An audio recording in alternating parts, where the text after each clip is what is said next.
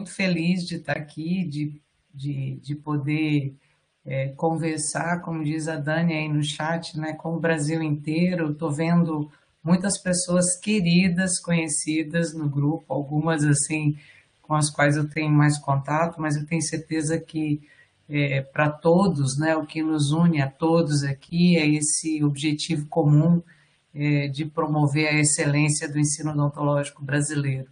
Então, nada mais justo do que a gente começar essa discussão fazendo um SIG, né? E se utilizando da tecnologia aí para agilizar o processo. Eu não sei se todos me conhecem, eu sou professora aposentada da Universidade Estadual de Londrina e ex-presidente da ABEM.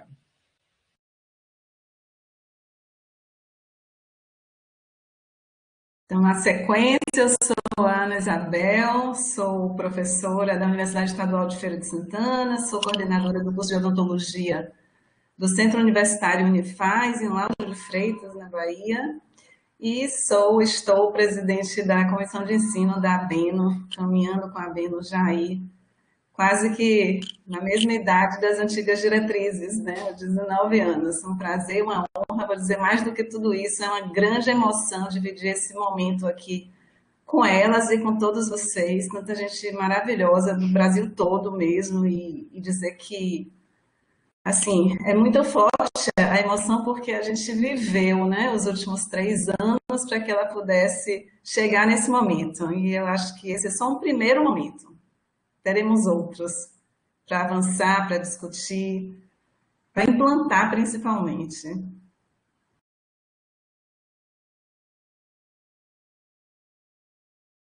Oi, boa tarde a todos. Estão me ouvindo bem? Sim.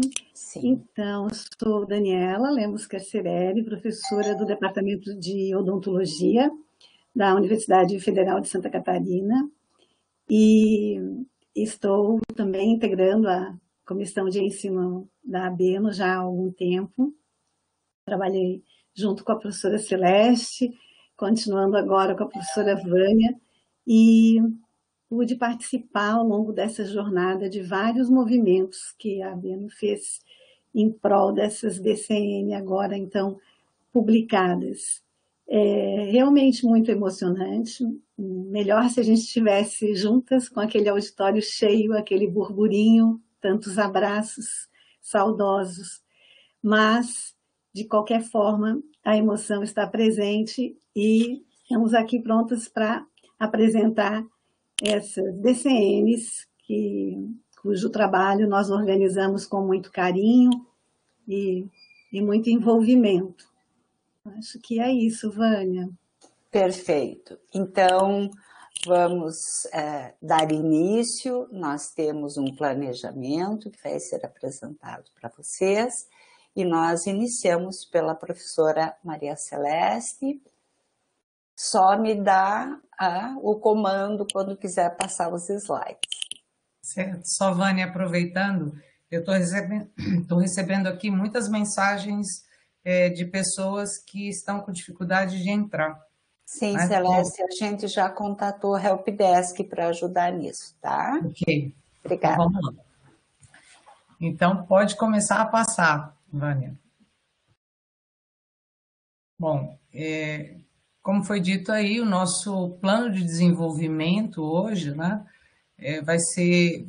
o assunto vai ser discorrido em 3 partes.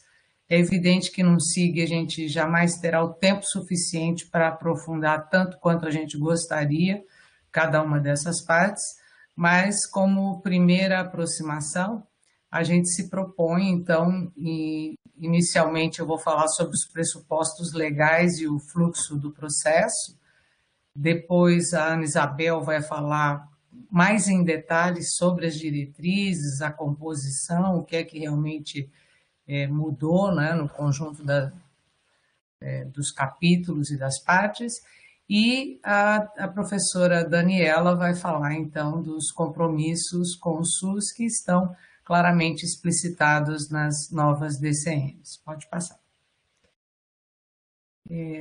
Pode passar. Já falei, né? Já fiz minha apresentação e tudo. Bom, inicialmente, nós precisamos pensar e entender, eu não sei quantos aqui são professores e coordenadores há bastante tempo, talvez alguns tenham mais claro a legislação que fundamenta as diretrizes curriculares nacionais, tá? Mas para aqueles que estão chegando e para a gente rememorar um pouco, na verdade, as diretrizes curriculares nacionais, elas são derivadas de um conjunto de leis, normativas, princípios constitucionais, né, que vão desembocar nessa necessidade de organização nacional, né, do desenvolvimento dos cursos de graduação. Então, o primeiro princípio constitucional que está lá estabelecido, né, na Constituição de 88, que fundamenta as diretrizes, é esse que fala sobre a competência do Sistema Único de Saúde do ordenamento da formação de recursos humanos na área da saúde. Esse é um princípio que foi bastante discutido nacionalmente, inclusive inicialmente mal interpretado, né? Porque a palavra ordenamento ela é um pouco vaga para que as pessoas entendam o que é coordenar, o que é colocar em ordem, né? Colocar em ordem é dizer qual é o perfil que se espera, quais são as competências que a gente espera que esse profissional venha ter, qual é a demanda que o país precisa, em que lugares o país precisa mais ou menos de profissionais. Então, é efetivamente a ordem, né? Não é a regulação específica, mas a ordem de toda a formação de recursos humanos. Esse princípio vai aparecer ao longo das diretrizes, né? Derivando aí uma série de itens que serão discutidos um pouco mais à frente. Pode passar? Uma outra questão fundamental, pode passar, isso. Uma outra questão também constitucional é quando a Constituição brasileira fala da educação, né? Nesse artigo 209, ela diz que o ensino é livre à iniciativa privada, atendidas as seguintes condições. A primeira condição, cumprimento de normas gerais da educação nacional. Tá? Então, deixar bem claro que essas diretrizes são nacionais e são para ser seguidas por todas as instituições do país. Pode passar. Bom, a grande fundamentação das diretrizes curriculares está na Lei de Diretrizes e Bases da Educação de 96, tá? Lei que é derivada, evidentemente, da Constituição e que, então, estabelece as bases, as diretrizes e bases da educação nacional. Para quem não estava na educação, no ensino, nessa época, né, pode voltar um pouquinho. Vânia. Falando Vânia tem que voltar, tá? Eu estou ainda no outro slide. Mas falando da Lei de Diretrizes e Bases de Educação Nacional, ela que vai colocar para o país uma série de questões, como, por exemplo, o projeto pedagógico, né? Até essa época, a gente não tinha, os que têm mais tempo de estrada aí vão se lembrar que projeto pedagógico, ou projeto político-pedagógico, era uma discussão que não existia nas IES, né? É a LDB que institui essa discussão, ou pauta essa discussão nacionalmente. Ela que também fala do sistema de avaliação da educação superior, que passa a ser, então, o sistema que vai regular a expansão, ampliação do ensino superior, e ela que também diz, lá no seu artigo 53, né, que as instituições, as universidades no início, no exercício de sua autonomia, podem fixar os currículos de seus cursos e programas, observadas as diretrizes gerais pertinentes. Ou seja, ela já indica que será necessário que existam diretrizes gerais para todas as áreas de conhecimento. Pode passar. E quem é que define, então, as diretrizes curriculares nacionais? Essa é uma outra questão que também, muitas vezes, na ABENO, né, a gente ouviu questionamentos a esse respeito. Como é que a gente faz para mudar uma diretriz curricular, ou quem é que pode mudar ou não mudar, ou propor as diretrizes curriculares. Essa é uma atribuição do Conselho Nacional de Educação, né, uma atribuição também prevista em lei, né? Eu estou colocando aí essa lei 9131, né, o 9.131 de 95, que já dá essa atribuição à Câmara de Educação Superior do Conselho Nacional de Educação, deliberar sobre as diretrizes curriculares propostas pelo Ministério da Educação e do Desporto, na época esse era o termo, para os cursos de graduação. E o próprio CNE define nas suas atribuições, né, zelar pela qualidade do ensino, velar pelo cumprimento da legislação educacional e assegurar a participação da sociedade no aprimoramento da educação brasileira. Esse assegurar a participação da sociedade que é também um termo que baliza um pouco o quanto que a sociedade pode contribuir, né, nesse processo de elaboração das diretrizes. E é por essa razão que a ABENO, em nome da sociedade brasileira, apresentou uma proposta de aperfeiçoamento das diretrizes curriculares. É preciso que se entenda que não é a ABENO ou o grupo de professores ou os interlocutores que se estabeleceram ao longo do processo que são responsáveis por elaborar, publicar e redigir o texto final das diretrizes. Mas essa é uma atribuição do Conselho Nacional de Educação. Pode passar? Então, para que vocês tenham uma ideia do processo que levou a essas diretrizes, um processo imenso, gastou muitos anos, né, dedicação de muitas pessoas, muitos estão aqui presentes hoje. A gente começa a avaliar o que aconteceu com as diretrizes curriculares nacionais em 2012, né? Nós tivemos uma reunião da ABENO, exatamente com esse tema, 10 anos de diretrizes curriculares nacionais, né? Nós estabelecemos ABENO, né, estabelecemos um projeto de acompanhamento, né? Tivemos um projeto durante a implantação das diretrizes curriculares e outro projeto de acompanhamento que se seguiu do ano de 2012 e começo de 2013, e essa discussão foi se alongando em todas as reuniões da ABENO, em diversos momentos da Comissão de Ensino, e em 2015 nós começamos então a delinear uma proposta, ou seja, formular uma contribuição em nome da sociedade brasileira para o aperfeiçoamento das diretrizes curriculares. Esse processo foi um processo riquíssimo, né? Contou com a participação de muitas instituições, aqui a gente lista 131 instituições brasileiras em diversos momentos, e até que no final de 2016 a gente protocolou no Conselho Nacional de Educação uma proposta que é síntese desse trabalho preliminar.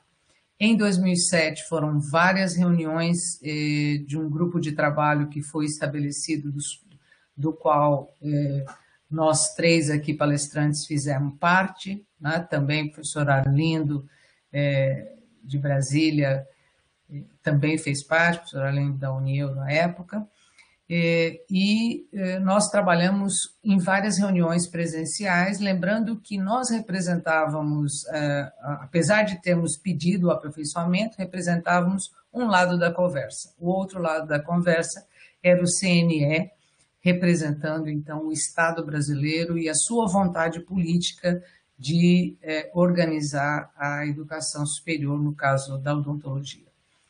Isso tudo culminou com um processo que aprovou o parecer do Conselho Nacional de Educação por unanimidade em dezembro de 2018, né?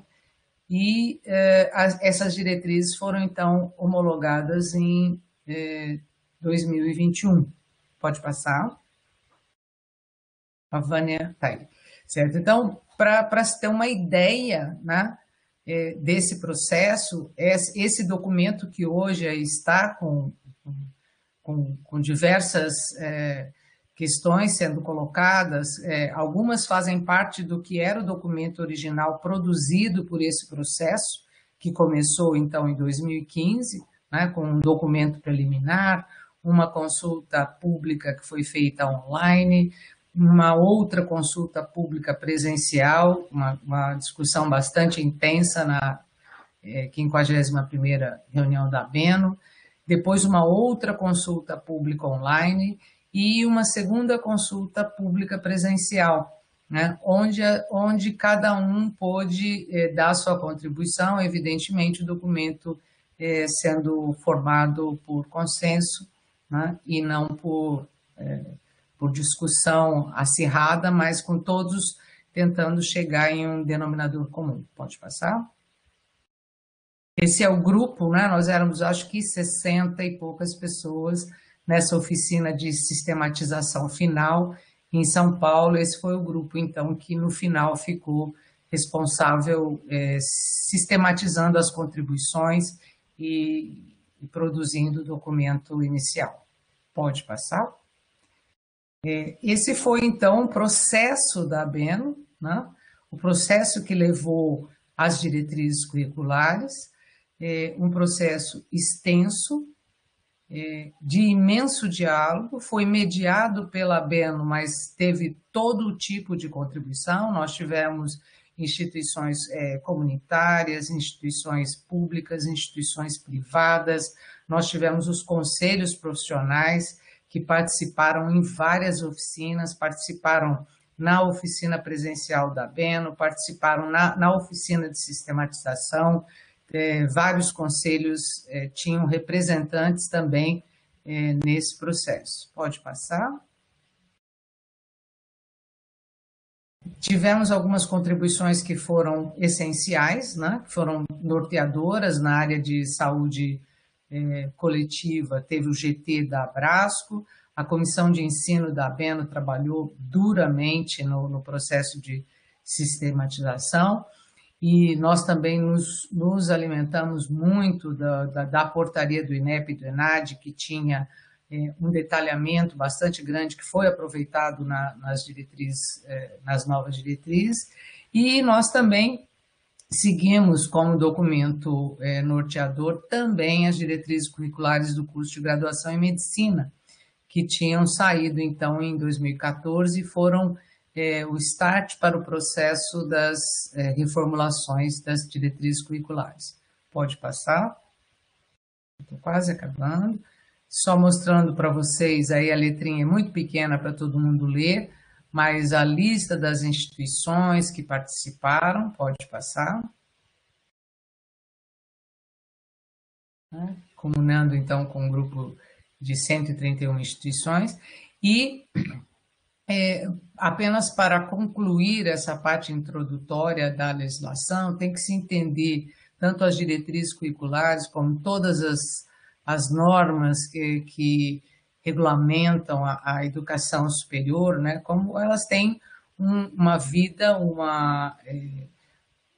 longo período, né, entre a implantação e até a sua superação. Se nós pegarmos aqui do ponto de vista histórico, a gente teve o currículo mínimo quase 40 anos como a referência para a formação em odontologia no país, e eu diria que até hoje, né, muito depois, a gente ainda tem influência do currículo mínimo e a gente ainda tem pessoas que se baseiam no currículo mínimo para formular a sua proposta do que seria ideal para a formação em odontologia. E nas diretrizes curriculares aprovadas em 2002, nós tivemos daí também um longo período, desde a sua aprovação até a sua implantação nas IES, né, até a sua discussão, seu aprofundamento, para chegar apenas em 2018 com uma proposta aprovada de reformulação. E agora, em 2021, a nova DCN, então, finalmente aprovada. Pode passar?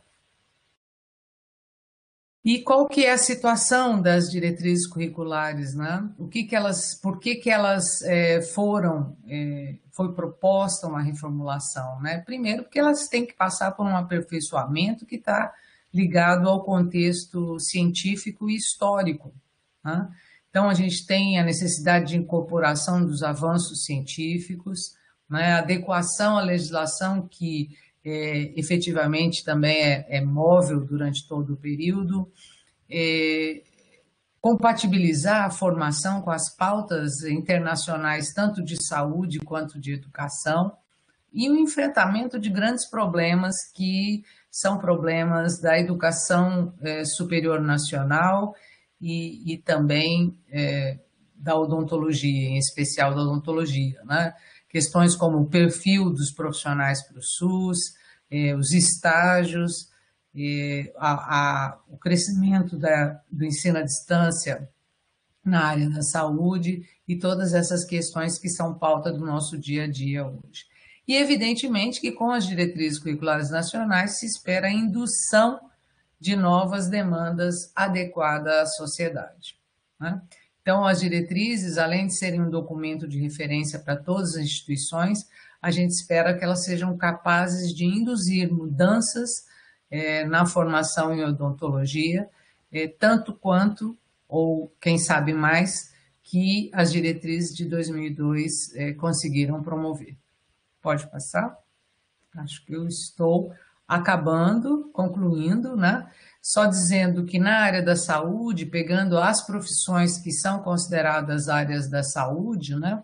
Então, a gente teve a medicina, que aprovou suas diretrizes em 2014, a saúde coletiva em 2016, a farmácia em 2017, a educação física em 2018, a veterinária em 2019 e agora a de odontologia aprovada em 2021. Essas foram as carreiras ou os cursos que conseguiram aprovar o seu aperfeiçoamento de diretrizes. É evidente que, como qualquer documento de construção coletiva, tem ganhos e tem aspectos que a gente ainda gostaria de ter acrescentado e não foi possível, né?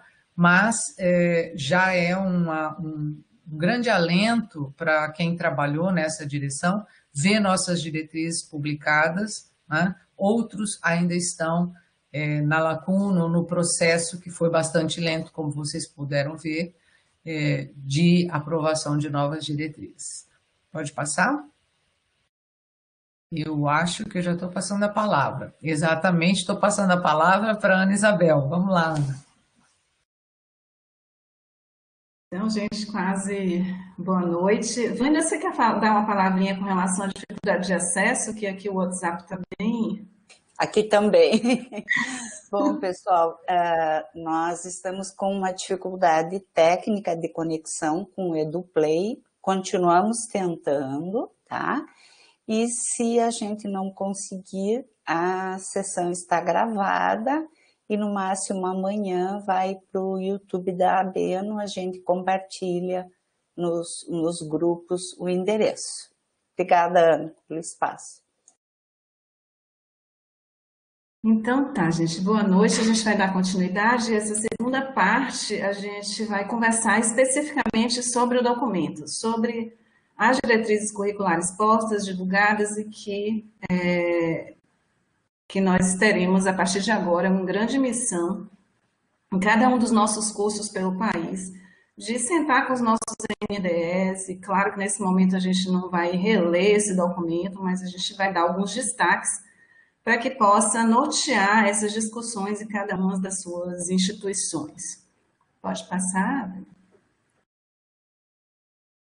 Basicamente, a minha fala vai em cima muito do que muda, né? O que muda em relação àquelas diretrizes de 2002, né? Durante os últimos 19 anos, nós tivemos a diretriz de 2002 como aquela bússola, né? Então, a gente tinha um norte para onde a gente deveria ir em relação aos nossos projetos pedagógicos, em relação à construção das nossas matrizes curriculares, das nossas disciplinas, até das nossas avaliações. Então, aquilo dali é um norte, e eu A gente costumava ler e reler para tentar buscar em cada vírgula, em cada entrelinha, o que queria dizer realmente cada um daqueles textos. E agora a gente tem o documento de 2021, que muito desses textos já é conhecido da maioria de nós, já que ele foi público desde 2016 e compõe o nosso documento orientador em muitos dos seus aspectos. E ele vem assim como o Waze, né? Ele dá um caminho mais direcionado, um caminho mais apropriado para a gente seguir, mas também como o Waze, ele pode nos direcionar de alguma forma equivocada por um atalho, então a gente dá esse alerta para que não se busquem os atalhos, porque o documento ele vem com seus traços, vem com suas determinações bem claras e que a gente pode ler e entender de uma leitura bastante tranquila.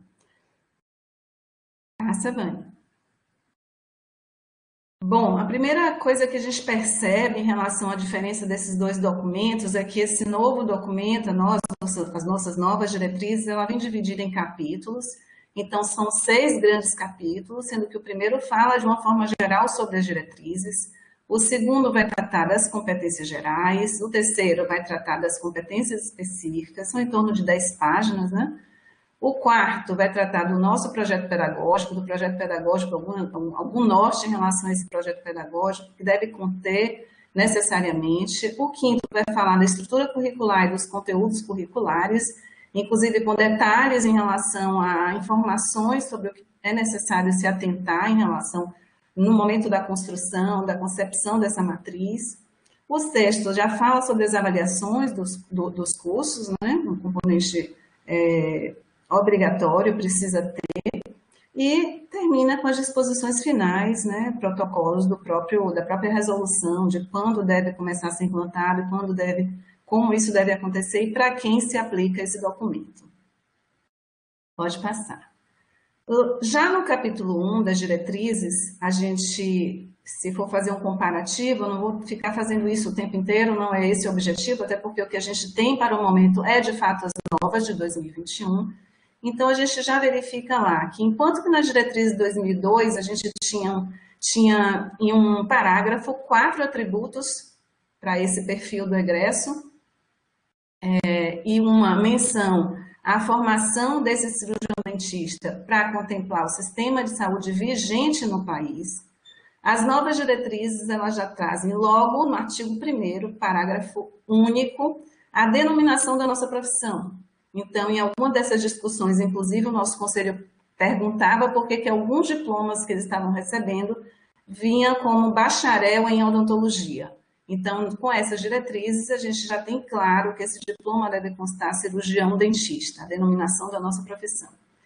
Ainda assim, no segundo artigo, parágrafo 1º, fica bem claro a diretriz como um todo, que o SUS vai ser o cenário de atuação desse profissional e precisa ser, portanto, o nosso campo de aprendizado. E a Dani vai explorar um pouco mais esse assunto. Falta só um aí. E, finalmente, no artigo 3º, se fala do perfil do egresso, que está detalhado em 12 atributos, ou qualidades, ou características, né, que são factíveis, são relevantes, e serão alcançadas, serão conseguidas por meio das competências, tanto gerais como específicas. Pode passar? Então, a gente pede um pouco de atenção, aliás, muita atenção na construção do perfil pedagógico, do perfil do egresso nos projetos pedagógicos, nos PPCs dos cursos, porque tem que constar, a gente sabe que é um cirurgião dentista, sabe que a formação e a atuação desse cirurgião dentista é para o SUS, mas a gente tem agora também 12 atributos que precisam ser descritos, né, e estão discriminados na diretriz, aí sim com a contribuição daquela portaria lá da Comissão Assessora de Área do ENAD de 2016, e principalmente essa comissão assessora, não por si só, teve a contribuição extremamente valorosa que gerou esse texto, que foram dos técnicos do INEP que assessoraram a gente naquele momento. Então, é preciso que seja um generalista, e aí vem as atribuições desse generalista, as características desse generalista. ele precisa ser humanístico e ético também, e as características, porque humanístico e ético, apto à atuação interprofissional, e ao longo do texto inteiro a gente vai ver a necessidade do trabalho em equipe, da interprofissionalidade. Ele vai ser proativo e empreendedor, ele precisa ser comunicativo, ele precisa ser crítico, ele precisa ser reflexivo e atuante, e ele precisa ser consciente e participativo, e todos os detalhes desses atributos estão lá no texto do documento. Já nas competências gerais, a gente tem no capítulo 2. Se a gente for ler outras competências gerais de outras DCMs, a gente vai verificar que, de uma forma geral, diferente de 2002, em que todas as competências gerais de todos os cursos da saúde eram as mesmas 6 competências gerais também para a odontologia, a gente tem agora, e com a mudança das diretrizes, esses outros cursos da área da saúde romperam com essas 6, digamos, removeram essas 6 competências gerais, criaram outras competências gerais. Na odonto, por meio daquela ampla discussão que nós tivemos, nós defendemos que essas competências pudessem permanecer, pudessem serem mantidas dentro do nosso texto. Entretanto, se a gente faz uma leitura simples de 2002 para 2021, a gente verifica como aquele texto está aperfeiçoado, está detalhado, está atualizado. As contribuições foram extremamente importantes de todas as pessoas que contribuíram na redação do documento. Então, a gente lê e a gente entende o que a gente precisa alcançar no momento que a gente for construir esse projeto pedagógico. Apenas a competência de administração e gerenciamento atualiza, né, essa nomenclatura para gestão em saúde. Por quê? Porque amplia bastante o que a gente esperava de administração e gerenciamento na formação desse cirurgião dentista. Então, eu peço um destaque para que possa ser lido o texto da atenção à saúde, o texto da educação permanente, e quando vocês lerem esse documento, nesses capítulos, nessas competências gerais, vocês vão entender bem por que elas estão tão aperfeiçoadas nesse momento, nesse capítulo 2. Pode passar? Na competência geral de atenção à saúde, é a única que eu vou estar ressaltando alguns pontos importantes aqui. Se contemplou a legislação pertinente, vigente e exigida em relação às diretrizes curriculares da educação das relações étnico-raciais, da história e da cultura afro-brasileira, africana e indígena, as diretrizes nacionais para a educação e direitos humanos, as condições de acessibilidade para pessoas com deficiência ou mobilidade reduzida e as políticas de educação ambiental. Está lá também na atenção à saúde de forma muito clara a saúde como um direito, ratificando que a saúde é um direito e de acesso universal, a necessidade da integralidade do cuidado em todos os pontos da rede de atenção do SUS, a necessidade dessa atuação interprofissional, interdisciplinar e transdisciplinar, a necessidade desse egresso ter um exercício da profissão articulada com o contexto que ele está sendo preparado para trabalhar naquela região, loco-regional, a humanização, a segurança em relação à prevenção de todos os riscos das pessoas envolvidas nesse processo do ensino, seja o discente, o docente, o funcionário e o usuário, e as questões da ética e da bioética, norteando o desenvolvimento dessa competência geral, que é a atenção à saúde. Pode passar. E já nas competências específicas, né, eu sou suspeita, estou encantada porque o texto é muito claro, né? Assim, essa relatoria final que aconteceu lá na FAUSP, daqueles 60 digamos assim, atores diretamente envolvidos, ela foi fantástica. E aí vocês vão perguntar, mas em 2002 nós tínhamos 30 competências específicas. Em 2021, nós temos 11 competências específicas, só que essas competências específicas, elas não têm repetição. Você verifica que cada uma delas é distinta entre uma e outra, né? Aquela coisa lá, entre o norte, entre ser uma bússola e ser um Waze, né? Ou seja, o direcionamento, o caminho por onde ir. Há um avanço e uma atualização dos conceitos relacionados a cada competência, e ela amplia e contempla as competências profissionais que estão previstas na consolidação das normas do nosso conselho profissional, ou seja, se buscou verificar o que está lá no nosso Conselho Federal de Odontologia, enquanto competências do cirurgião dentista, para que a gente pudesse contemplar isso dentro do capítulo 3 das competências específicas das nossas DCMs. Pode passar. No capítulo 4, a gente vai ter informações sobre o projeto pedagógico. No momento inicial, nosso texto ele tinha um detalhamento bem maior, certo? Que a gente tinha isso. E nesse texto final, a gente tem os principais comandos que não podem ser, que são indispensáveis nesse projeto pedagógico. Então, vamos lá. A gente traz aqui a necessidade de se ter um contexto educacional, de se contemplar as diversidades loco-regionais, né? Então, aquele projeto pedagógico ele tem que ser a característica daquela instituição, daquele local daquela instituição. Não pode simplesmente ser um projeto pedagógico que foi replicado em vários locais, no país inteiro da mesma forma. Então, ele precisa trazer essa contextualização de forma clara, agora com exigência de diretriz curricular, né? É preciso se mostrar nesse projeto pedagógico as demandas de saúde da população da região ou do município. E isso aqui tem um requisito muito claro que está destacado aqui embaixo, é preciso se mostrar nesse projeto pedagógico o diagnóstico situacional do perfil epidemiológico das condições de saúde bucal desta população que vai estar na região circunvizinha de abrangência desse curso de odontologia. É preciso se destacar no projeto pedagógico os mecanismos de inserção e de articulação com as políticas públicas do SUS, isso precisa estar destacado lá, né?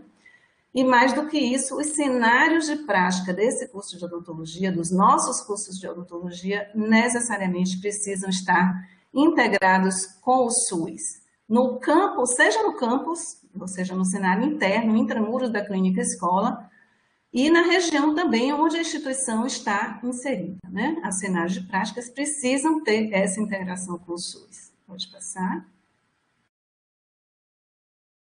Então, atenção aqui, que a gente coloca em relação ao que muda 2002, né, exigência também no projeto pedagógico de um programa permanente institucional de formação e desenvolvimento da docência.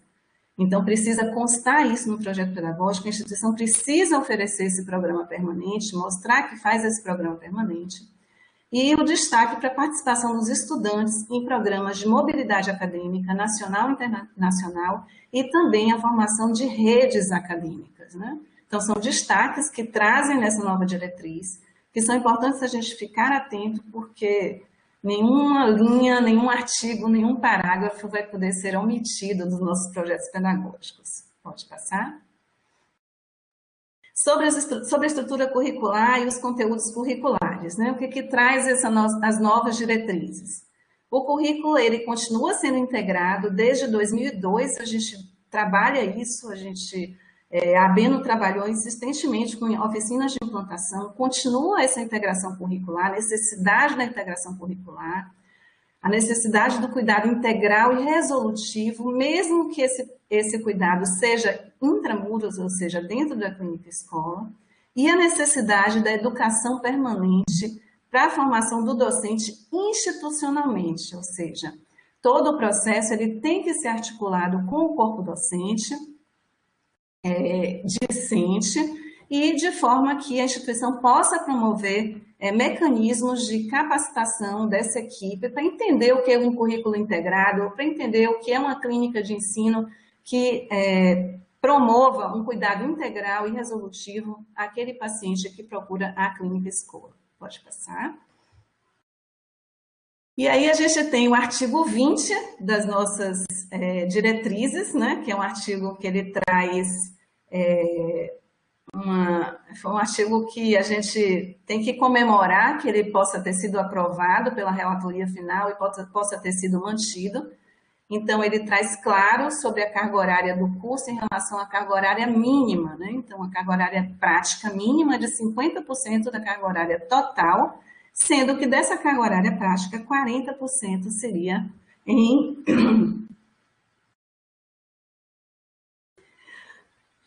clínica de assistência odontológica. Ou seja, aqui se distingue as atividades da clínica de assistência odontológica daquelas do estágio curricular. Ou seja, quando se coloca excluindo a carga horária do estágio curricular, o que se quer dizer com isso? Aqueles cursos que tinham lá somente como prática de ensino as 800 horas do estágio, agora eles precisam distinguir as clínicas de assistência dessa carga horária das 800 horas que são do estágio supervisionado. Isso nos traz uma consonância com parâmetros internacionais de acreditação de cursos de graduação, né? Então, já no documento de avaliação, só um minuto, do Mercosul, a gente tem no instrumento de avaliação a necessidade de 55% da carga horária prática. Pode passar? Aqui a gente trouxe um exemplo, né? Só um exemplo porque a gente utilizou como carga horária 4.000 horas, lembrando que essa é uma carga horária mínima permitida, não é que seja ideal, desejável, almejável, não é, né? A gente espera que um curso de odontologia possa ter mais do que essa carga horária, mas dentro dessa carga horária mínima permitida pela portaria específica do Ministério da Educação, e essa carga horária tem legislação específica para isso, né? Determinação para isso, ela fala em 50% da carga horária de prática. Então, o que seria isso? 2.000 horas de práticas. 40% dessa carga horária em clínica, 40% de 4.000, 1.600 horas. 10%, 20% de estágio, então seriam 800 horas. 10% seria de outras práticas para completar as 2.000 horas, que são aí os laboratórios do ensino básico, do ciclo básico da saúde, laboratórios pré-clínicos da odontologia. E 30% da carga horária total seriam para as aulas teóricas, para as atividades complementares e para a extensão, completando 1.200 horas. Pode passar. Bom, ainda dentro do capítulo 5, a seção 1 fala sobre os conteúdos curriculares, né? E aí, como referencial, eu destaquei esses 3 tópicos. O primeiro seria o processo saúde e doença do indivíduo, da família e da população. O segundo seriam ciclos de vida e o terceiro seriam realidade epidemiológica e profissional.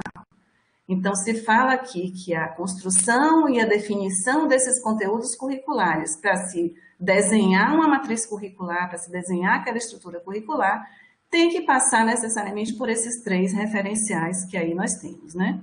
Então, saúde e doença do indivíduo, família e população, ciclos de vida e a realidade epidemiológica e profissional que essa instituição vai delinear no seu município, onde ela estiver inserida. Pode passar. Nós temos 3 grandes ciências sendo contempladas nesses conteúdos curriculares, que são as ciências biológicas e da saúde, que ela traz exatamente aqueles conteúdos que a gente tinha lá, acrescentando e atualizando em relação a 2002. A gente tem a área, né, com os conteúdos curriculares das ciências humanas e sociais, e aqui já contemplando toda a legislação pertinente e definida como obrigatória para que sejam contemplados conteúdos nessa área de ciências humanas e sociais. E a gente tem no artigo 25 os conteúdos referenciados, os conteúdos que dizem respeito à área de ciências odontológicas, ao qual eu quero fazer um grande destaque aqui nesse momento, porque traz para a gente uma grande diferença e um norteamento que vai precisar e vai requerer que os nossos projetos pedagógicos, se não atendam, passem a atender. Pode passar? Então, nesse capítulo, nesse artigo 25, onde se tratam dos conteúdos das ciências odontológicas, não se percebe mais, né, se extingue a definição de conteúdos com citação de especialidades odontológicas. Então, ao longo das diretrizes curriculares, não vai mais se ter, vocês não vão mais verificar em nenhum desses textos citações a especialidades odontológicas. Também esses conteúdos buscam adequar justamente o perfil do egresso naqueles 12 atributos ou qualidades que a gente definiu lá no capítulo 2. Capítulo 1, das diretrizes. Ele determina os conteúdos por agravos em saúde bucal e ciclos de vida. Então, quando a gente tinha lá, eu gosto de dar um exemplo, por exemplo, de uma disciplina nossa, né? Odontologia pré-clínica em dentística, né? Então, isso já não está mais contemplado pelas nossas novas diretrizes curriculares. Vamos precisar focar agora nos agravos em saúde bucal e nos ciclos de vida. E a partir daí, o nosso DND é debruçar junto com o corpo docente para entender como fazer, como explorar esse material, essas competências, esses conteúdos que ali estão postos no nosso documento.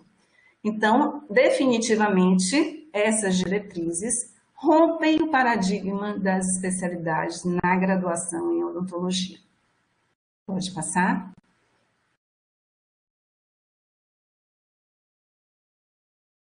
Ainda no capítulo 5 dos conteúdos curriculares, e aí a Dani vai fechar com a cereja do bolo, eu nem vou muito focar no artigo 26, mas está bem claro no artigo 26, as atividades didáticas devem inserir os estudantes nas redes do serviço ao SUS ao longo do curso de graduação em odontologia, permitindo ao estudante conhecer e vivenciar as políticas de saúde em situações variadas de vida, de organização da prática profissional e do trabalho da equipe interprofissional.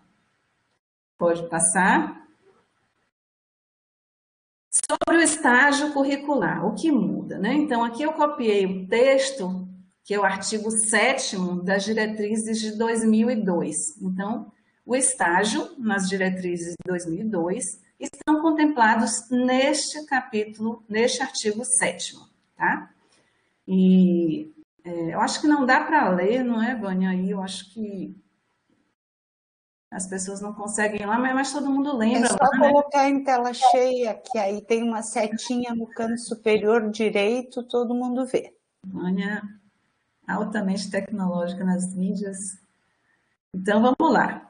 Artigo 7º. Eu queria fazer um destaque bastante importante em relação ao estágio curricular, para que no nosso Waze das diretrizes a gente não busque atalhos e não cometa equívocos que não estão contemplados nesse documento, né? Então, no artigo 7º de 2002, a gente tem lá, a formação do cirurgião dentista deve garantir o desenvolvimento de estágios curriculares sob supervisão docente.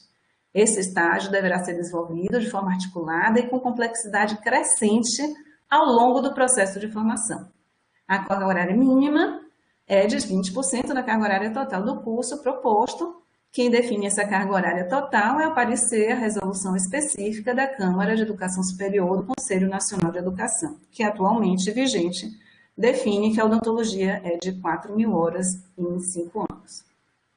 Já nas diretrizes de 2021, o que se fala sobre o estágio curricular supervisionado, né? Primeiro, há uma exigência, em 2002 a gente não tinha a lei do estágio, em 2021 a gente já tinha a lei do estágio, que é de 2008, em que trata do estágio como um ato educativo supervisionado, desenvolvido obrigatoriamente no ambiente real de trabalho, tá? Ele pode ser desenvolvido em ambientes internos ou externos a IES, neste caso em clínicas integradas. Essas atividades, entretanto, precisam estar diretamente relacionadas às competências profissionais gerais específicas. E lembra lá que eu destaquei nas competências gerais a atenção à saúde, bem claro a necessidade dessa articulação, de tudo, da formação e da atuação desse estudante, futuro cirurgião dentista, dentro de todos os espaços da rede SUS. E se mantém as 20% da carga horária do curso, desde que não se confunda com a carga horária das atividades práticas, porque anteriormente isso era permitido. Então, a gente poderia ter 20% da carga horária prática no estágio, e isso não poderia abranger, inclusive, as clínicas de ensino. Agora, isso está bem distinto, bem separado, né? Então, é preciso que seja uma carga horária distinta daquela das atividades práticas de clínicas de ensino. Pode passar? Você poderia discriminar melhor essa questão da diferença das cargas horárias práticas distintas, porque ainda existem dúvidas, mesmo assim que essa mudança tem sido feita, porque a gente tem duas denominações muito clássicas, o estágio intramuros e o estágio extramuros, ainda prevalecem em algumas faculdades esses conceitos e ainda predominam na última LDB das DCNs, né? Perdão, das DCNs aí. Das DCNs, certo. Eu não, só para ficar um pouco mais específico, porque, por exemplo, essa nova formatação que está sendo proposta, existem faculdades que estão trabalhando em algum avanço mais significativo, não somente no SUS, nas instâncias de SUS de atenção primária e secundária, mas alguns estão trabalhando na questão dos hospitais, cenários de estudo, de campo, mas também nas famosas residências rurais. E aí eu não sei se encaixa, entende, professora Isabel? Perfeito. Professor Alfredo, não é? Professor Alfredo. Pronto, a gente vai anotar todas essas dúvidas, já vou deixar ela aqui sobre o estágio, intra e extramuros, essa diferenciação. Eu termino essa minha apresentação, Dani também vai complementar, porque eu acho que já vai esclarecer bastante, e a gente volta para essas perguntas. Pode ser assim? Pode ser, muito obrigado, Ana Isabel. Já anotei aqui, com certeza a chefa aí, Celeste e Vânia, já anotaram, e Dani está também ávida por esclarecer também. Mas isso acho que fica claro a partir de agora, quando a gente vai destrinchando um pouco mais. Que bom que isso está sendo notado e está sendo pontuado, né? Pedido, digamos assim, um destaque devido. Ainda da estrutura curricular, no capítulo 5, a necessidade da flexibilidade curricular está mantida em relação a 2002, né, atividades complementares, assim como os componentes curriculares optativos, isso se repete em relação a 2002. Também o trabalho de conclusão de curso continua sendo uma exigência, a diferença é que agora esse trabalho de conclusão de curso vem com um pouco mais de detalhamento, fala sobre a orientação docente, fala sobre um trabalho que seja exercício prático de síntese e do aprendizado por meio da pesquisa, e fala também sobre os diversos formatos que pode se apresentar esse trabalho de conclusão de curso, como monografia, artigo, enfim, né, vários formatos que isso pode se apresentar dentro do regulamento específico de cada instituição em relação ao seu TCC. Pode passar? Ana Isabel, desculpe te incomodar mais uma vez. Não pode falar que eu já vou anotando assim as dúvidas. Estou sendo um pouco impertinente, Maria Celeste. É que essa questão da flexibilização curricular tem sido a tônica no novo cenário do sistema de ensino provisório, a arte, né, que nós estamos fazendo remoto, né? E algumas coisas precisam, talvez seja importante dar um destaque também nessa situação da flexibilidade curricular quanto à questão de disciplinas teórico-práticas, disciplinas laboratoriais, disciplinas eminentemente teóricas.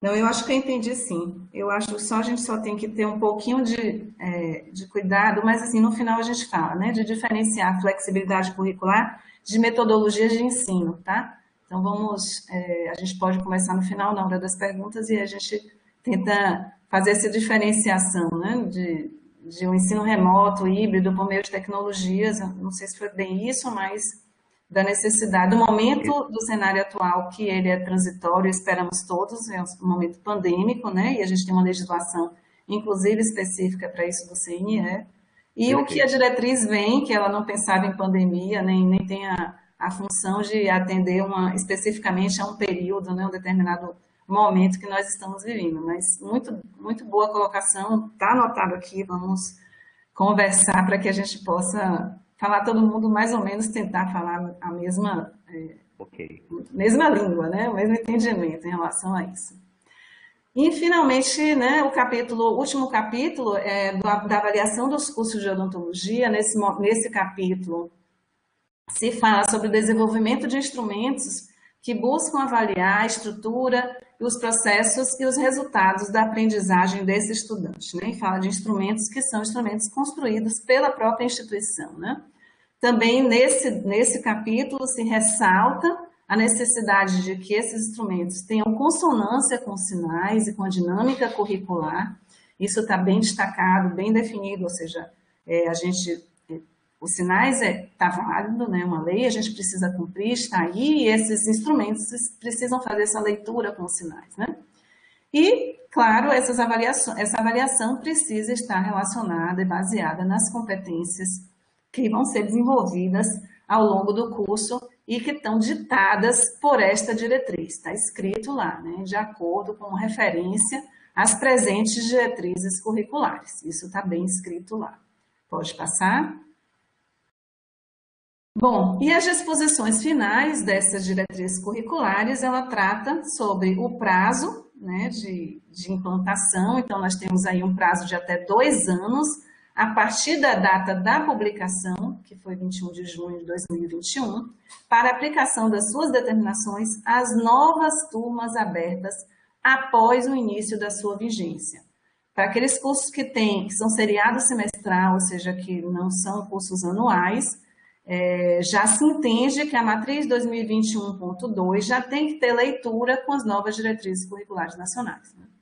E que os alunos matriculados antes dessa vigência permanecem nas diretrizes anteriores. Então, as matrizes até 2021.1, com alunos matriculados nessas matrizes, permanecem com elas e graduam com elas, né? Essa é a minha parte. Passa a palavra aí agora para a Dani, que vai finalizar esse bate-papo para a gente poder conversar sobre as perguntas. Isso, pode passar, Vânia, querida. Isso, obrigada. Bom, então, quando pensamos em diretrizes, várias metáforas nos vieram à cabeça.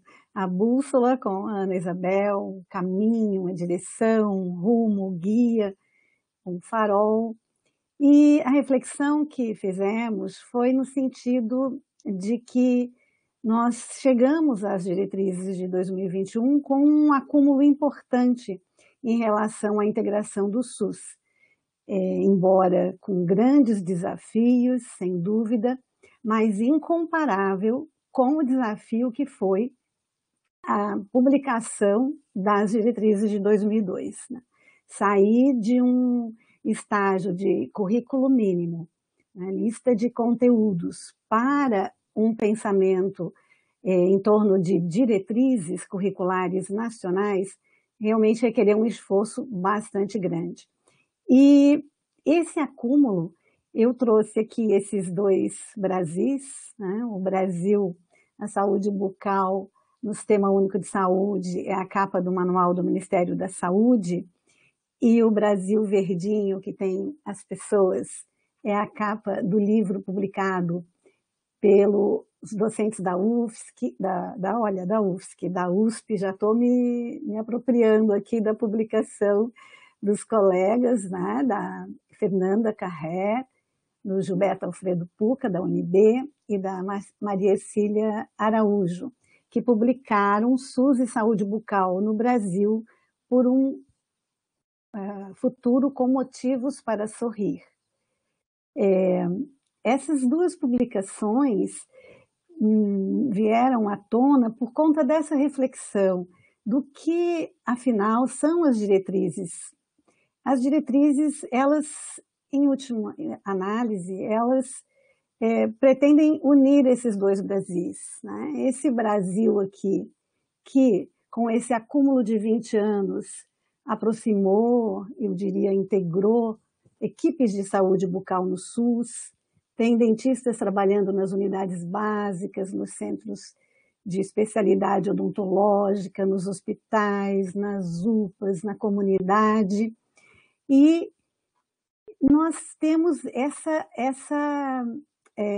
esse objetivo de formar esses profissionais para promover a atenção à saúde bucal a esse Brasil que está retratado aqui nessa capa de uma maneira tão diversa como ele é. Então, as diretrizes, elas precisam ter esse escopo amplo, que capazes de atravessar diferentes contextos. Mais de 20 anos, de 2002. Quantos anos, quantos contextos, o que será que nos espera, né, com este documento? Então, com esse olhar, né, de que chegamos aqui já com um acúmulo importante de aproximação do mundo da escola com o mundo do trabalho, é que nós passamos a fazer uma análise crítica do documento que foi publicado. Certamente houve um esforço coletivo, já foi falado pela Celeste, pela Vânia, esse reconhecimento, e quem participou procura, né, aquelas frases e que a gente com tanto carinho, com tanta dedicação, listou, né, redigiu naquele documento. Então, nós fizemos uma análise crítica nesse sentido. Pode passar, Vânia, por favor. Aqui. O que documento recebemos do CNE, que é o conselho, como a Celeste já nos colocou, responsável por publicar essas diretrizes, homologar, revisar o texto. Tem todo um processo dentro do Conselho Nacional de Educação, que nós ficamos conhecendo também mais aprofundadamente à medida que houve essa demora, né, entre o depósito do documento, depois a homologação e finalmente a publicação.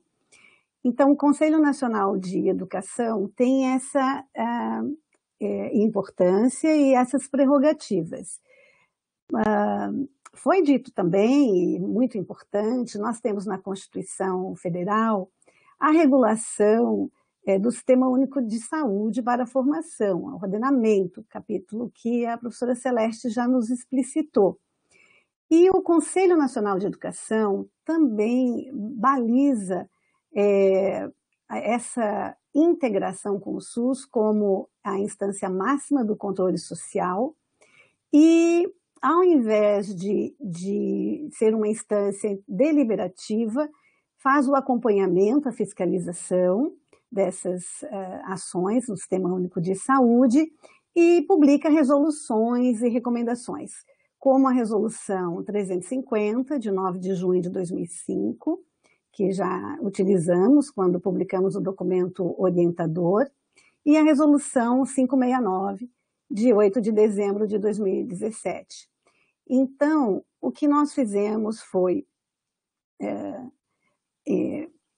buscando analisar os compromissos que estão explícitos no nosso documento em relação ao SUS, como isso se manifesta, o que nos diz o Conselho Nacional de Saúde e o que resultou no documento. E isso que eu vou apresentar para vocês de uma maneira mais sintética.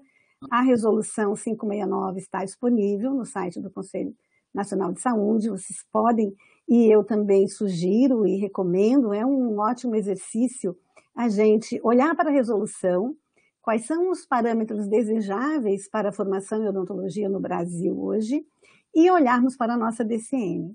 Pode passar, por favor. Então, um desses parâmetros é a defesa da vida e defesa do SUS como preceitos orientadores do perfil dos egressos na área da saúde. Isso está presente já no capítulo 1 das nossas diretrizes. A formação do bacharel em odontologia deverá incluir, como etapa integrante da graduação, o Sistema Único de Saúde, compreendendo como cenário de atuação profissional e campo de aprendizado que articula ações e serviços para a formação profissional. Nessas diretrizes, o SUS aparece logo no artigo 2º, né? O primeiro é o artigo que comenta das diretrizes, e nós já temos o Sistema Único de Saúde, o SUS, explícito no documento, enquanto que nas diretrizes de 2002, embora o farol guiasse para esse momento de integração, e nós vimos o que aconteceu, de fato, o SUS, né, não vinha explícito no documento. Bem, ainda em defesa da vida, no capítulo 2 das competências gerais, observamos no artigo 5º, reconhecer a saúde como direito humano, a condição digna de vida e atuar com base no direito ao acesso universal à saúde e aos demais princípios do SUS, tais como os de universalidade, integralidade e equidade, de forma contínua e articulada com todos os setores da sociedade. Também na seção 5 da gestão da saúde, realizar a gestão do processo de trabalho da equipe de saúde em consonância com o conceito ampliado de saúde, com as políticas públicas e com os princípios e diretrizes do SUS.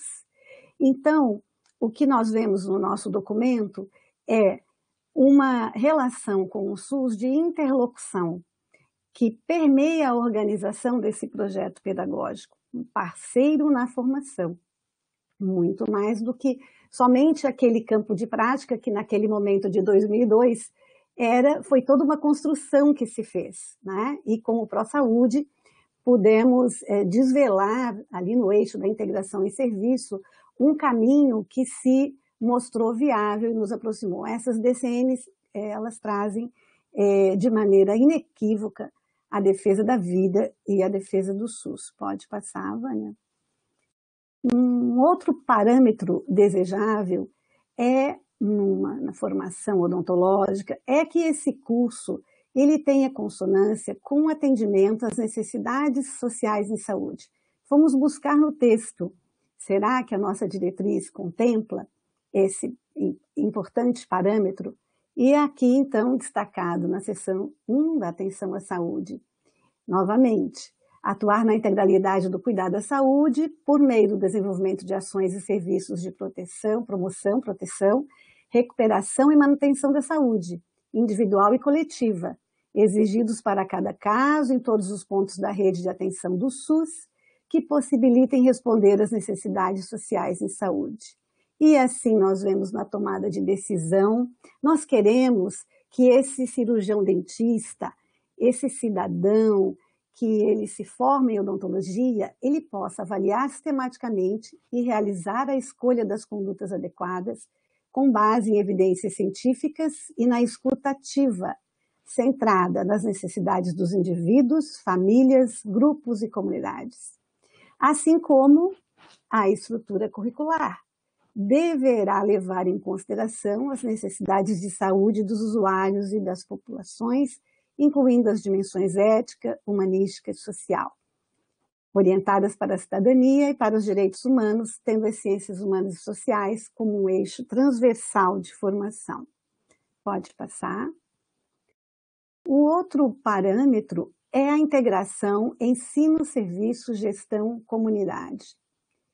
Bom, no capítulo 4 do projeto pedagógico do curso de graduação em odontologia, capítulo 4 das nossas DCN 2021, o seu parágrafo único traz que o projeto pedagógico do curso deverá constar o diagnóstico situacional do perfil epidemiológico das condições de saúde bucal, a capacidade instalada dos serviços de saúde, assim como o potencial do curso para a melhoria das condições de saúde e da qualidade de vida da população.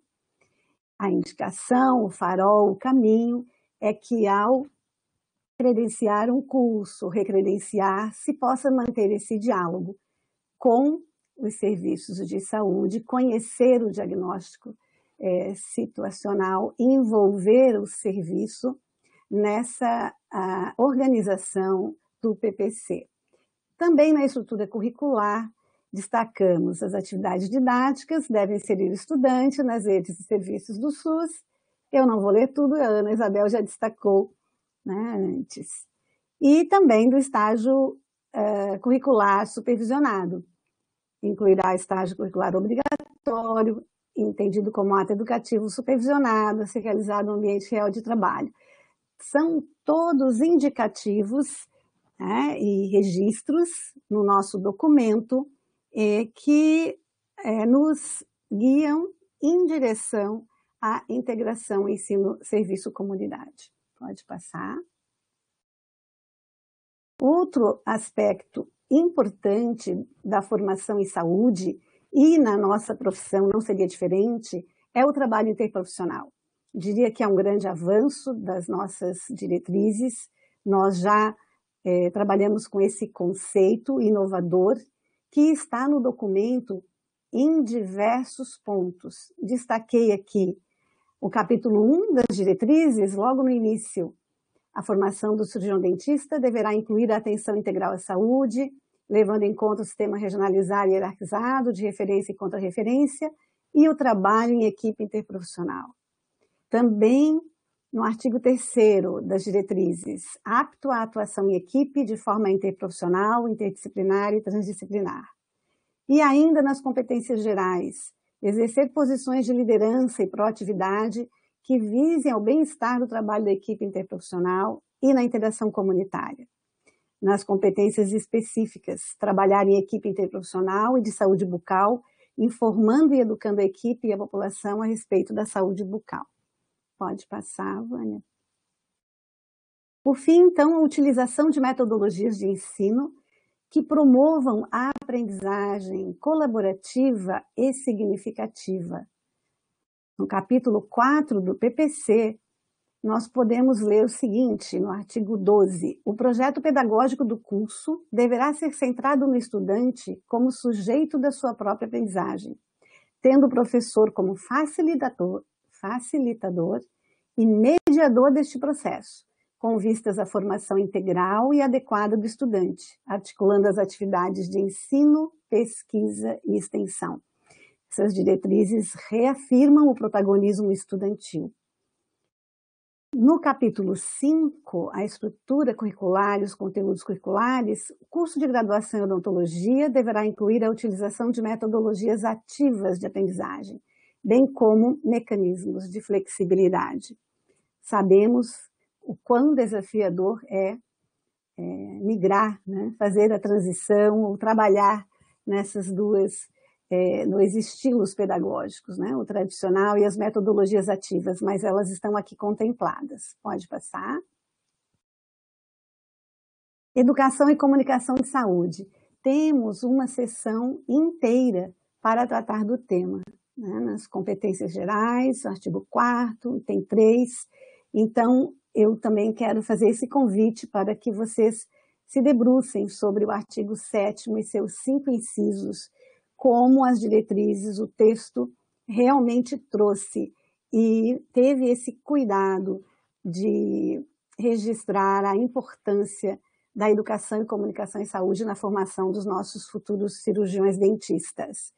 E no capítulo 5 dos conteúdos curriculares, nas ciências humanas e sociais, deve-se incluir os conteúdos teóricos e práticos, tendo como referência a educação em saúde e as novas tecnologias de informação e comunicação em odontologia e linguagens oficiais adotadas no território brasileiro. E como a Ana Isabel já comentou, esse texto foi escrito sem nem supor, né, o que viria aí pela frente, essa grande pandemia, né, essa crise sanitária histórica. Pode passar. Bem, à guisa de uma conclusão e pensando o todo, inequívoco compromisso e integração, compromisso das DCMs com a integração com o SUS. Destacamos marcadores do ensino odontológico pós-DCM.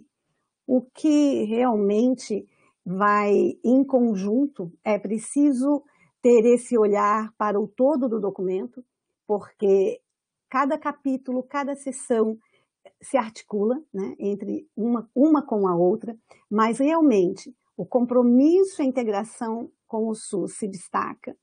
A integração curricular como um potencial transformador da formação, na medida em que vamos deixando para trás o conceito da especialidade, fortalecendo o conceito da formação do generalista, e a aprendizagem fundamentada na prática, como bem mostrou ali a matemática, o exemplo que a Ana Isabel nos trouxe. Pode passar.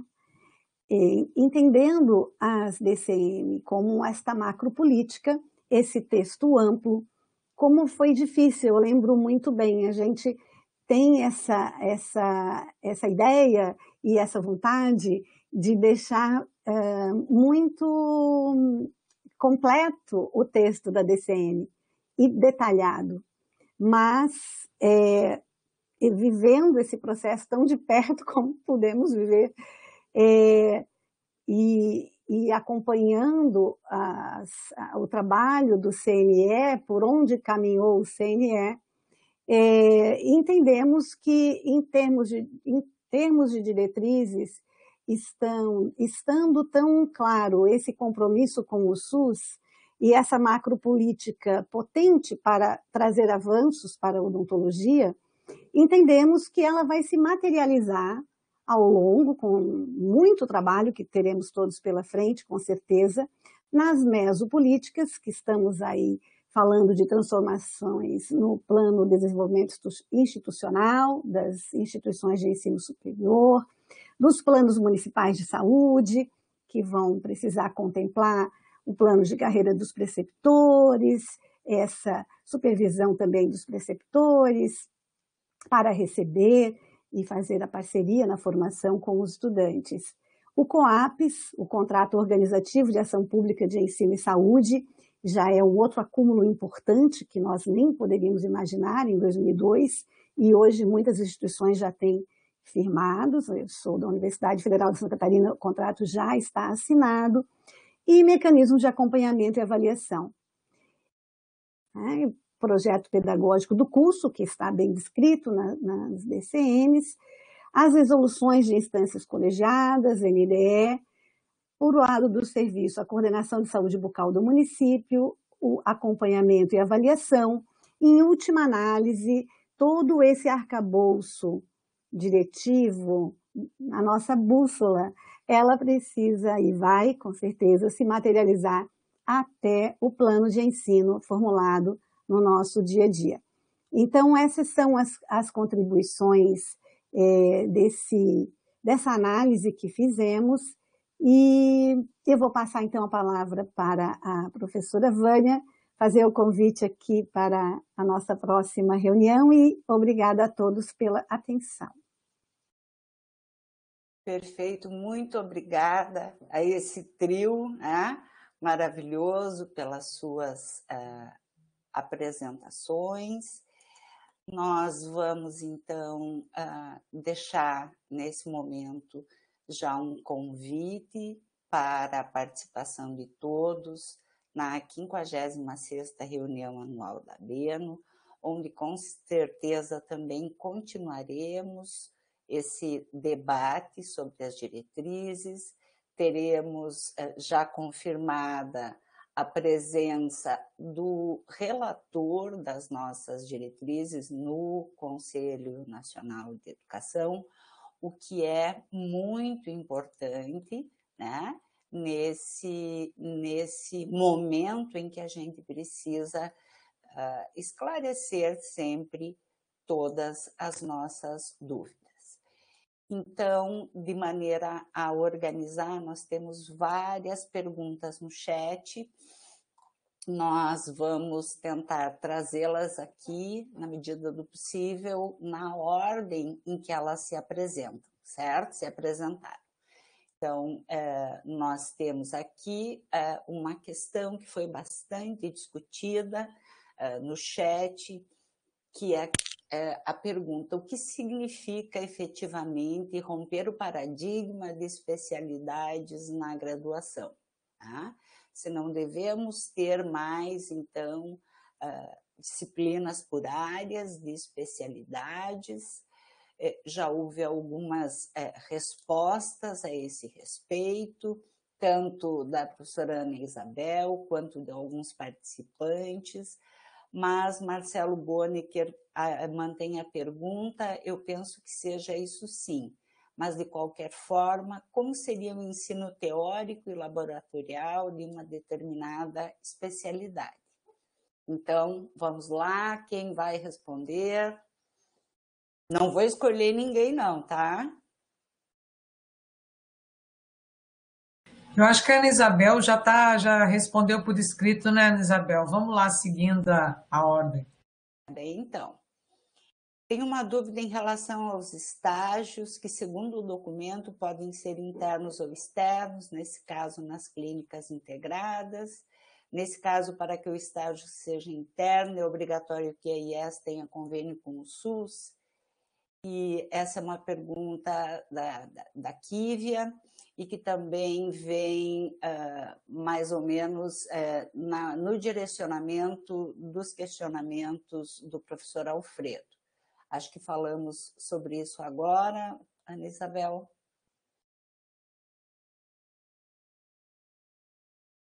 Dani quer me ajudar com os estágios. Ô, Vânia, aproveita e faz a divulgação sobre o SIG, só sobre estágios, porque Esse foi o assunto recorde de questionamentos e de perguntas e de dúvidas, né? Principalmente nesse cenário de pandemia.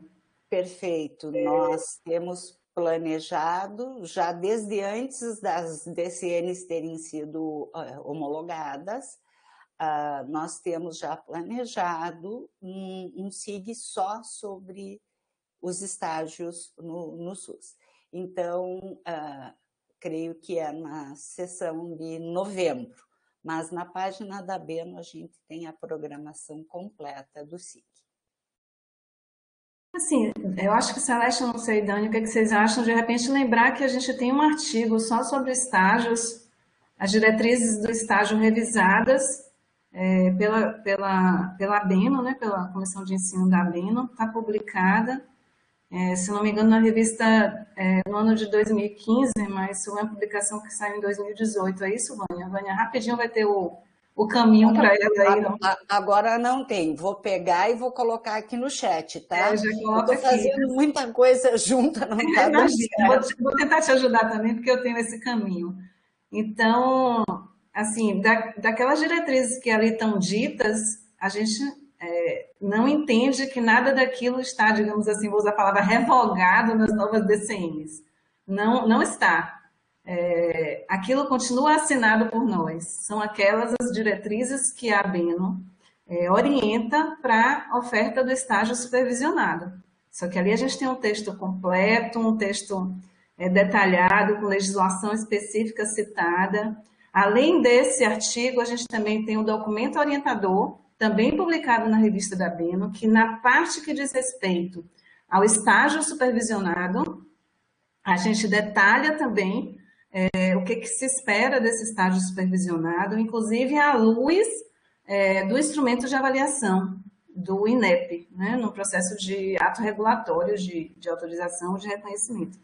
Então, não muda com essas diretrizes, ao contrário, ela ratifica, ela se soma a esses dois documentos que já estão publicados previamente. Alguém já colocou aí, revista da ABENO, eu não sei se eu consigo anexar arquivo, eu tenho os dois arquivos aqui, Vânia, eu não sei se ajuda também, mas... Mas é só escrever no Google, cai direto. Né? Pronto, então, vou botar aqui documento orientador da ABENO e as diretrizes do estágio. Eu acho muito importante isso, só lembrando, a Maninha está colocando aí no chat que a gente não pode esquecer de registrar a presença que está aí no quadro. Por favor, pessoal, isso é muito importante para a consolidação do nosso SIG. Só acrescentando, Ana Isabel, é evidente que o estágio, foram as reuniões mais polêmicas e mais cheias de pessoas para discutir que a gente teve na ABENO ao longo de muitos anos aí. Sempre foi um problema colocado como nevrálgico, né? É evidente que o texto precisa ser interpretado à luz do que ele quis dizer. O que ele quis dizer é que essa integração com o SUS tem que ocorrer para dentro e para fora da instituição. E há espaços na instituição que são literalmente integrados ao sistema de saúde, né? Vamos imaginar, por exemplo, uma instituição que tem acesso a um hospital universitário e que os estudantes de odontologia vão passar um período nesse hospital universitário. Isso é um cenário externo ou interno à IES? É um cenário interno à IES, mas é necessariamente um cenário SUS. Né? Então, eu acho que essa discussão a gente vai voltar a ter no SIG de estágio, porque tem que haver um detalhamento, a gente às vezes vai tratar superficialmente dando uma resposta simples. Mas a ideia é que essa integração ela é estruturante nas diretrizes curriculares. Quando a gente fala que esse profissional ele tem que ter um perfil para atender ao sistema, né, às necessidades do sistema de saúde, significa dizer que ninguém pode transformar um laboratório em um campo de estágio, uma prática disciplinar em um campo de estágio. Lembrar que a legislação fala, claro, que locais onde são reproduzidas as condições reais de trabalho, tá? Então, acho que só para complementar, né? Mas é um assunto complexo, difícil da gente trabalhar assim rapidinho. Então, só ressaltar que é sim importante o convênio com o SUS, que foi o que a colega perguntou, né? Tem que haver essa formalização, tem que ser um atendimento ao público, e a gente pode conversar isso com certeza mais no estágio, no SIG do estágio. Perfeito. Essa questão, para mim, se concretiza quando nós vemos o perfil do egresso e as competências que estão estabelecidas nas diretrizes. Se não houver uma inserção no mundo real do trabalho, se não houver uma inserção nos campos de atenção odontológica do SUS, tanto na atenção primária, secundária, quanto terciária, nós não estaremos atendendo, né, a todos aqueles itens das competências. Pessoal, eu peço mil desculpas pelo transtorno, não cabe a nós essa questão técnica da transmissão, tá? De qualquer maneira, nós temos a sessão totalmente gravada, que vai ficar disponível no YouTube da Abeno. Vocês podem procurar no YouTube por Abeno Brasil. Se alguém da equipe conseguir deixar o link aí para nós nos comentários, no bate-papo público, seria ótimo.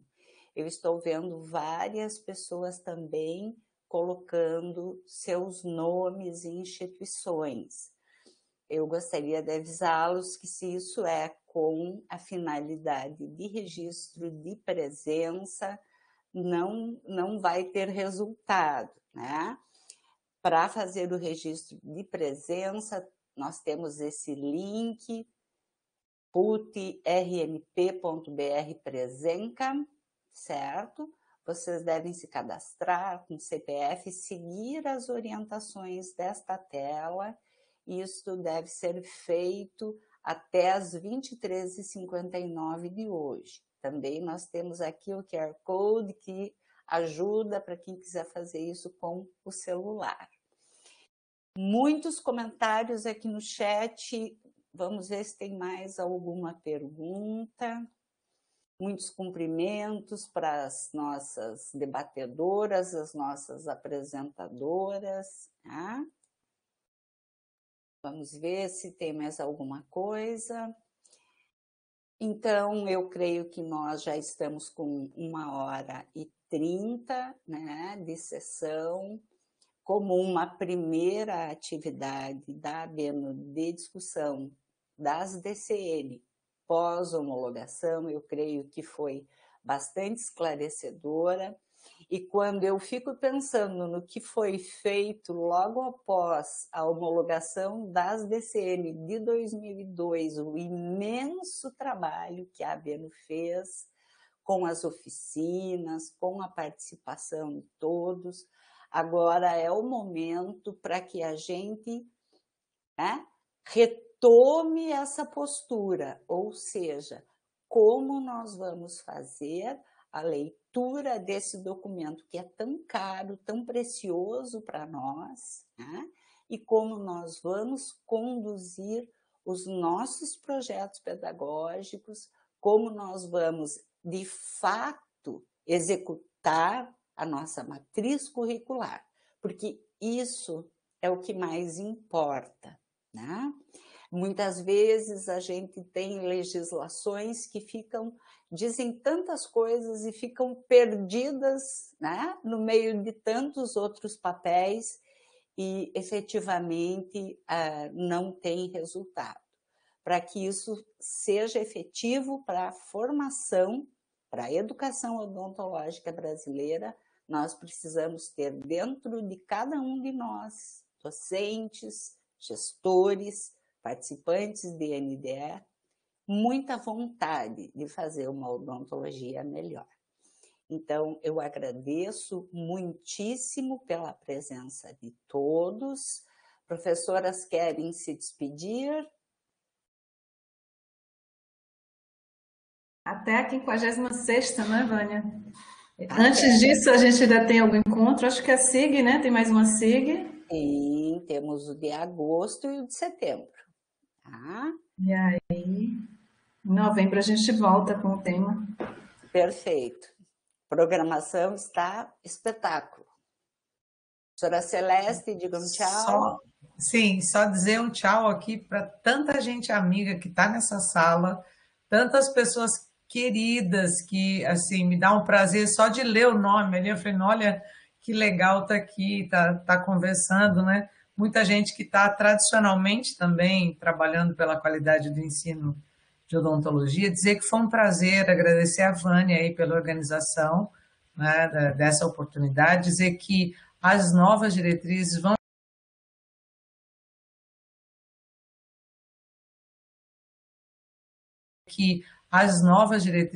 exigir um esforço coletivo muito grande de interpretação, de entreajuda, de trocas, né? E é esse o espaço que a Beno oferece sempre.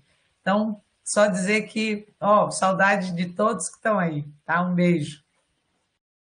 Obrigado por tudo, Isabel, Vânia, Celeste, sensacional, sensacional, muito obrigado mesmo, um grande abraço. Então, um abraço a todos.